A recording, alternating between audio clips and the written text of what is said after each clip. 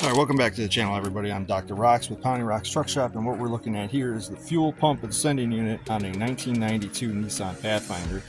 You'll notice that there's no body on this thing. This has actually been converted into a pickup truck, and it also has a supercharged WD21 3.3 liter out of a 2003 Nissan Xterra sitting inside of it. But we are using the factory pump, and we are using the factory sending unit and tank location and everything on it. So one of the things that I've noticed, had noticed on this truck during its test drive and subsequent startings and shut-offs and everything, is that as soon as I would shut this thing off, fuel pressure would bleed down to zero, like almost immediately. And I replaced the fuel pressure regulators on the fuel rails multiple times with OEM units. I ended up going with a manual adjust aeromotive unit, where I actually ran a junction off of the back of the rail and moved the fuel pressure regulator onto the firewall. That helped get the right fuel pressure up, but I still noticed that when I would shut the truck off, fuel pressure would drop right down to zero, because I have a pressure gauge on the regulator underneath the hood. So the only other explanation that could happen would be that the fuel pressure regulator on the pump itself has failed, and it's allowing the fuel to just bleed right back. It's actually a check valve. It's not really a regulator, but it's a check valve. It's supposed to keep the fuel pressure up so you don't have hard starts every single time. Like you primes itself up when you first key it over, but then after that it keeps pressure for an undetermined amount of time.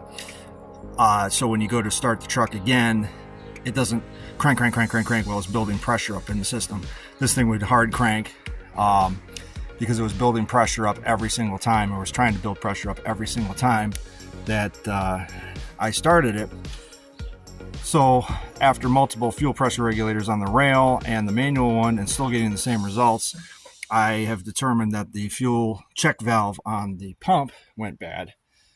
So if you have a regular Pathfinder, you're going to open up the back hatch, you're going to take the carpet out. There should be an access panel right underneath in the back hatch area where you're going to be exposed to this, and it's a little bit more tricky because there's less room to work on or work in, whereas me, I'm just wide open until I actually start bolting these boards down. Once I do that, then I'm going to have to remove the boards to get access to this. But I wanted to make sure that I got it exactly the way I wanted it before I sealed it up, because it's going to be kind of a pain in the ass for me to get to it after that. But when you know that you want to replace the fuel pump or pull the sender or whatnot, these are the procedures that you're going to want to use. First off, I usually pull the fuel pump relay, and I'll crank the engine a few times to get all the fuel out of it. That way the lines are kind of clear. You're not going to get a face full of gas, and it relieves the pressure in the tank a little bit. The second thing I like to do is open the gas cap up, let the pressure out of the tank, any pressure that's built up from being in the sunlight or any heat. We've had some pretty hot days recently, so the fuel pressure, the vapor pressure in here is a little bit, I don't want to get a face full of that either. So I just relieve the pressure that way. It's just a standard operating procedure. You want to disconnect these lines. Just slide them out of the way, and then there will be either six 8mm bolts, or what came with my new fuel pump was actual screws, which I'm not a huge fan of. I'm going to coat these with a rust preventative so they don't rust over in case I do have to pull this thing back out. But you want to pull these out, all six of these screws, and this will just lift right out as a whole assembly. Just be careful that the float for the fuel gauge will be kind of hung up in there, and you're going to have to kind of finagle it around a little bit to get at it. Also, before that, you want to also disconnect this harness right here, which is located on this back cross member. This is only pertaining to Pathfinders. The pickup trucks are a slightly different procedure because the tank is not in the center, and then the back here, the tank is on the right hand side underneath the bed. So kind of the same idea, but not the same idea at the same time. Let's go show you the pump itself. So when I removed the pump, first thing I noticed was that my O-ring, my sealing O-ring, is split here. You can see where it's starting to come apart. So luckily I had a spare O-ring in my stock. This is the pump.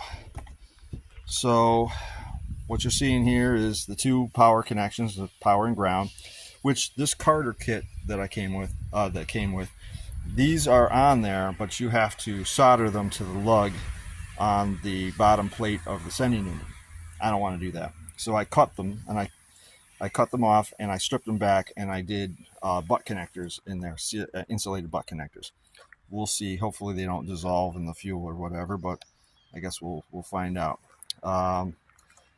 There's some clamp stuff that you got to remove. There's some pins here that sit in these two ears that you got to pull out. They're just two plastic pins that keep it from spinning around or lining up or whatnot. There's the fuel sack. There's this little bracket here with a screw that holds it into the housing as well. So in the next clip here, I'm going to show you exactly what I did. So here's we're going to pick up where I was actually finishing up before I put this in here. I was trying to beat the rain. But double dare extra large. I know it's been ages since I've done any kind of video updates, but I wanted to show you guys that I got kind of inspired yesterday after talking to another D21 owner who was doing a swap and had questions for me. And I was sitting in my chair and looked at this thing underneath the cover and said, you know what?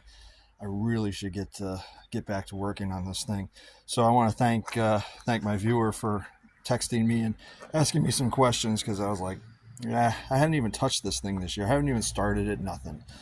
I ran it last year and that was it. I parked it and then I kind of went on to other projects. As you can tell, I've been doing a lot of Chevy stuff lately, but this is the 1992 Nissan Pathfinder. And one thing I noticed last year when I was running it, and it might rain here any second now, so I'm going to kind of gather some stuff here just in case. Well, whenever I ran it and I'd shut it off, it would lose fuel pressure immediately. So I condemned the fuel pressure regulator on the fuel rail. Then I went through several of them and I had the same problem. And then finally I put an adjustable fuel pressure regulator on a separate location from the fuel rail. And that helped get the pressure up. But whenever I shut the truck off, it would cause it to lose pressure like almost immediately. And so I was like, not good.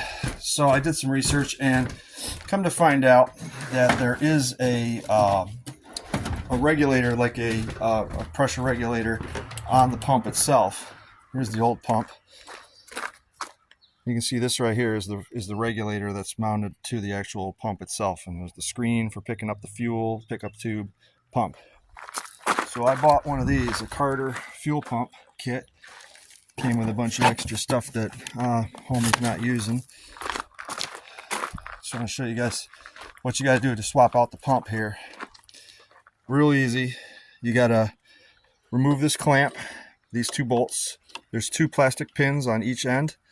There's this hose right here, which I got to put back on and, in position. And you got to solder these two wires in. I left a little bit of the original wiring in because I didn't want to mess with these lugs. You got to slide this hose out of this holder and slide it back in. And then on this one, you got to transfer this hose back down to the sock. And there's a screw right here. There's a screw right here that holds that in position. So 3 screws. These 2 pins pull this out. This hose comes off. I reuse the original hose. And that's pretty much the long and short of it. Make sure you put a new O-ring in, because one of the other things that I had was this O-ring is split right here. Yeah, so that's not a good O-ring. Luckily, I think I have a spare O-ring here. It's a Carter fuel pump. I got it off of Rock Auto. There's the part number for it. And this is the check valve that I was talking about that keeps the fuel pressure up when the vehicle is turned off, so it doesn't drain back into the tank immediately. This was bad. You could see it was starting to look kind of frosty in here.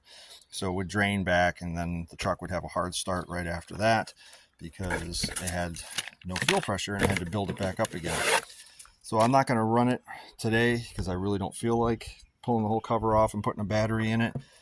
But yeah, this truck itself, the project itself, has been a huge pain in the ass.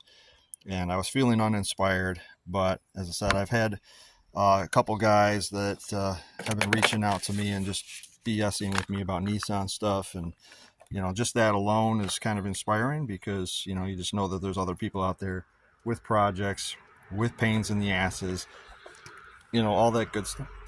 So I don't feel alone. So I actually was able to kind of find the inspiration in myself to get this done. I don't know how long it would take with the body, with the original 4-door or 2-door body in place, because I didn't do it that way. I had a very nice clean shot with the body being out of the way, but this took me about an hour. So that figure in probably about an hour, maybe 2 hours tops, if you have to monkey with the interior and try and finagle this thing out of the tank without things in the way. So, but there you go. Like, share, and subscribe. Let me know how you do. Leave a comment down below. This is just in case if you find that you're losing fuel pressure or you have a hard start, every single time you go to start it, put a fuel pressure gauge on it. If you get to that, if you're diagnosing it still and you see that you're losing pressure right when you shut the key off, this is most likely the culprit for that, because the other fuel pressure regulator is not a check valve. So like, share, and subscribe. See you in another video.